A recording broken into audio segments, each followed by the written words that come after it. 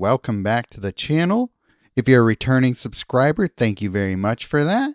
If you're new to the channel, consider subscribing if you are into this type of video that I do here. This one today is going to be a little different. We're going to be ranking all the standard sets minus the permanent standard ones. So we won't be talking about Jumpstart, any of the Puzzle Masters, or Origins here. These are the sets that will rotate out of standard at some point. So we got to decide, where do we want to spend our resources right now to get the most out of your collection and getting cards that will impact your ability to win in this game consistently, fulfill objectives and coalition events, and get as many points as possible for our teams. And we're going to do that by looking at where to spend our resources. What packs should we try to buy? The vault right now is probably very overwhelming. There are so many different choices. So we're going to look at what will be the best choices. And the way I did this was I looked at every card in every set and decided, are they notable or chase-worthy? If they're not notable or chase-worthy, I ignored them. If they were notable, I made note of it, put it in a spreadsheet, assigned a numerical value to each rarity. So, for example, a notable common only gets 1 point, but a chase masterpiece gets 10 points. And it basically breaks down that way. You just scale up in numerical value depending on your rarity. The reason I did it that way is because there are more low rarity cards in a set, so there are more potential to gain a point from it. So the ones that there are less of in a set need to get more points per card because there's just less of a chance to gain points from it. We start with DMU, otherwise known as Dominaria United. This set rotates out in the final quarter of this year, so that actually makes a difference in whether or not you should chase cards from it at this point. And if we look at the amount of cards that were notable, I tallied it up to 41 total notable cards. If you look at the breakdown here, these are the cards that are notable within each rarity level. So this will give you a good overview of what cards are notable. If you want to know specifically which cards are notable and chase-worthy, I will put a link to this spreadsheet so you can check out how I came up with these numbers here. You have fun and learn what I think there. We got 41 total notable cards and really only 3 chase cards, which is pretty bad for a set to only have 3 chase cards. So this makes it, to me, easily the worst set in standard, and it's going to rotate in a matter of a half a year or so. So I would not spend any crystals trying to get the cards from here. If you want, you could try and craft some of the ones that are chase-worthy, but really just hopefully getting some impactful cards from playing Revolving Planeswalk is probably going to be the best way to collect cards from this set. Same with the next set. This is going to be number 11 on our rank. Is going to be Brothers War. 24 notable cards, but 10 total chase cards. So that's actually not terrible. I still think that this set does not have enough in it to really chase a lot out of it. There are some pretty good cards in here though. There's only 1 notable masterpiece, but we got some chase mythics. Blade Coil Serpent being one of them that sticks out to me. But for the most part, you're not going to find a lot of great cards in this set. So I personally would not spend resources. I would do the same as I would for Bro, which is just hope to get them out of playing Revolving Planeswalk every day. Next one, number 9, is going to be Mom, aka March of Machines. This is a small set, so it shouldn't take that long to get everything out of it. But the problem is we don't have a lot of events that give you packs for free.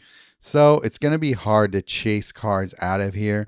So your best bet is using your crafting orbs to get the cards you want from it. There are some good ones in here. Breach the Multiverse and Archpriestess Shadows are probably the cards I use the most from this set, but there are some pretty good cards here and there in it. So it's got 30 notable cards, but 7 chase-worthy. So it's not terrible. However, it's one that I think that you'll probably just going to want to craft. Maybe you'll buy a premium pack because it's hard to get free packs from this otherwise. So it's up to you, but I wouldn't necessarily spend much resources trying to chase all the cards in it. It's one for crafting. Number 9 is 1, the Phyrexian All Will Be One set. This one has 28 notable cards, but 17 chase-worthy cards. So that's actually pretty good. This is one that you might want to spend a premium pack on if you've never tried chasing anything from it. You're likely to get something that's going to be pretty decent. Again, it's going to rotate out of standard soon, so there aren't as many legacy impactful cards in this set, though there might be a few here and there. Capricious Hellraiser is definitely a legacy impacting card, for example. So you may want to just spend orbs on some of the mythics, because we got 4 notable mythics and 4 chase-worthy mythics, which makes it probably a decent candidate for crafting in that set. Depending on how many you already have, you may even want to spend on an elite pack here, though I think that you're going to want to save resources for some of the better sets that are in standard right now. There are good cards in here, but with the way that things are shaking up, you're going to want to spend on other sets that are higher up on our list here. Number 8, Bloomburrow, which is the first set that Webcore made that's on this list, and it's, to me, my least favorite of the sets that they've created.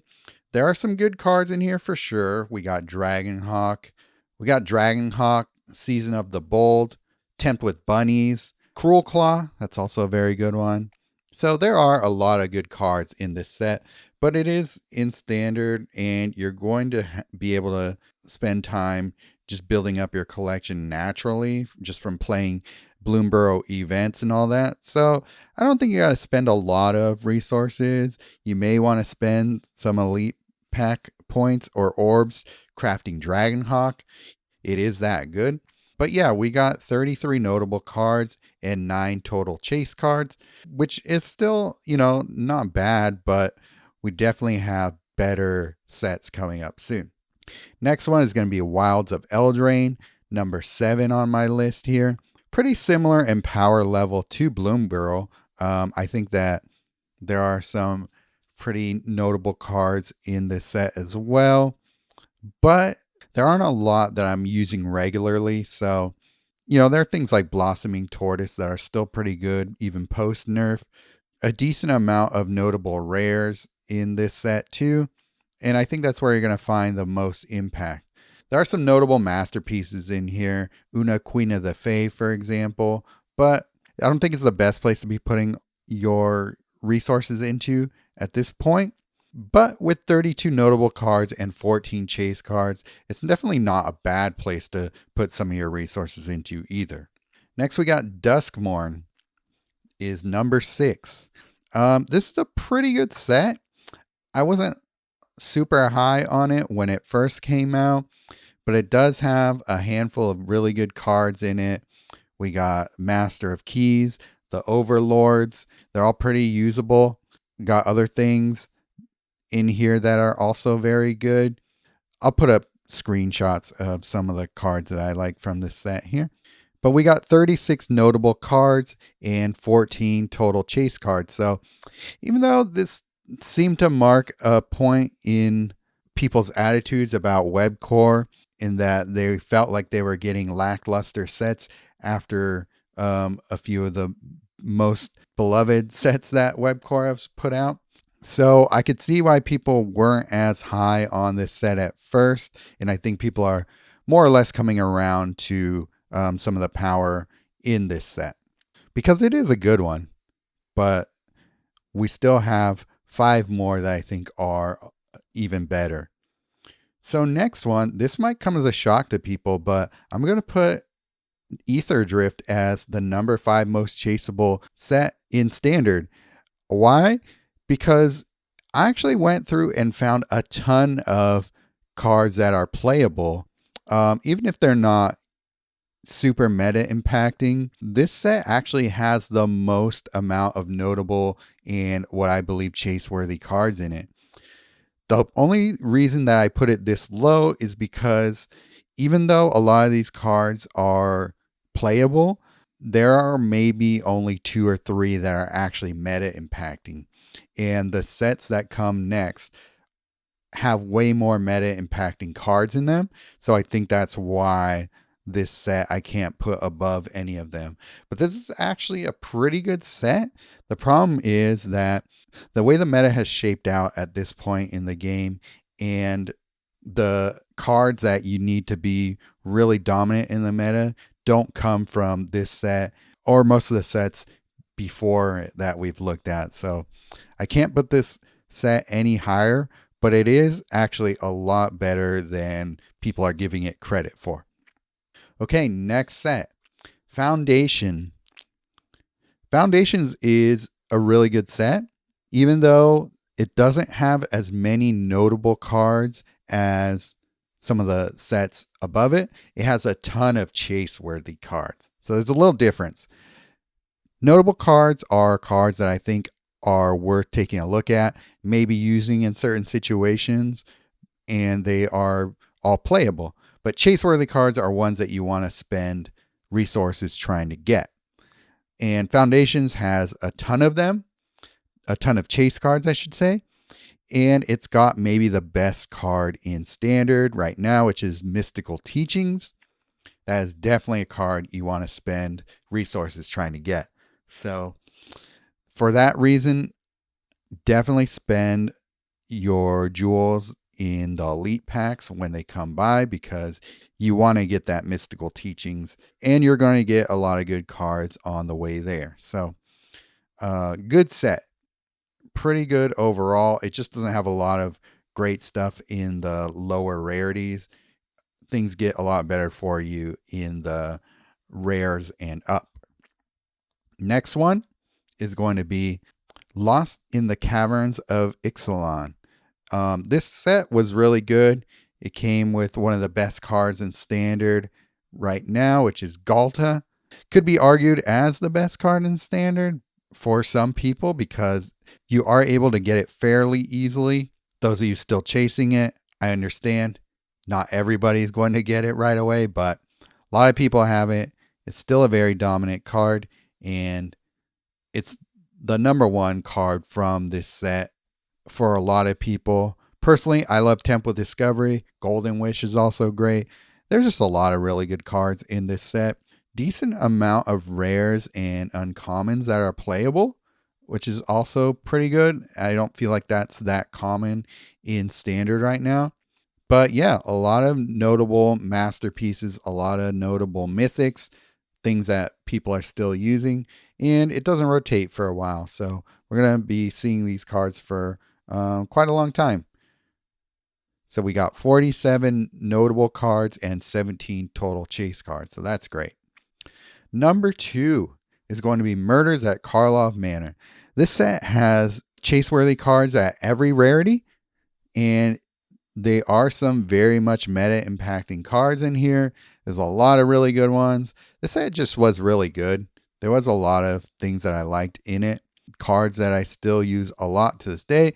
It's got Rakdos in it, which is up there as one of the top cards in Standard, and just one of the most painful cards to face. But yeah, we got chase cards everywhere in this set. Not as many Chase masterpieces as you would think. So that's why I put it down a little bit lower than our number one. But it's got 51 notable cards and 28 total chase cards, which is the most amount of chase cards in any set that we're looking at here. So that's amazing. But yet, I do think that there is one set that is more chase worthy than this one, and it's the number one set to spend your resources in. It really shouldn't come as a surprise to anybody who's been playing this game long enough, but it's going to be Outlaws at Thunder Junction. It's got a ton of notable cards at every rarity level. One of the better balanced sets in the fact that it's got a lot of playable cards in the common and uncommon rarity level. Even if a lot of them aren't necessarily meta impacting, they definitely work for a lot of things. We got very solid lands in the notable commons, for example. We got some notable uncommons. A lot of good rares in this set for sure. Akul, for example, is a good one. Yeah, look at the rares again in this set, and I think you'll be surprised at how many you probably use. Hell to Pay, for example, is a very good one. Notable mythics and chase mythics, a lot of great ones in there too. But the masterpieces, there's a lot of great ones. Lock and Load, fantastic. Stolen Goods. Of course, the lands from this set are amazing. We got Demolition Field, Desert, Desolate Mire to a lesser extent, though that is a good one. Yeah, there's just so many chase-worthy meta-impacting cards in this set. So this is where, if I were starting out or coming back to the game after a break, seen an uptick of, I wonder what happened there to make people want to come back. But yeah, if you are coming back to the game, this is probably a really good video for you to watch because you can understand where to spend resources in. And here we go. Just a recap. Got OTJ at the top, and probably not surprisingly, Dominaria United at the bottom. I'll put a link to the spreadsheet that I referenced for this video. And yeah, we got another set coming very soon. Tarkir Dragonstorm. We'll see if that changes the meta at all. And we'll see if we get a lot of notable and or chase-worthy cards in it. So that will do it for this video. I hope you enjoyed it. As always, feel free to give me feedback on it. I'm sure there are a lot of cards in here that you may not agree with putting them in the chase-worthy pile and all that, but I'm willing to hear you out. Discuss amongst your coalition mates. All right.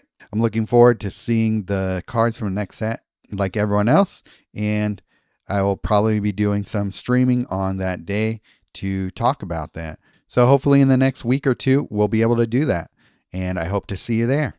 All right. Till next time, have a good one.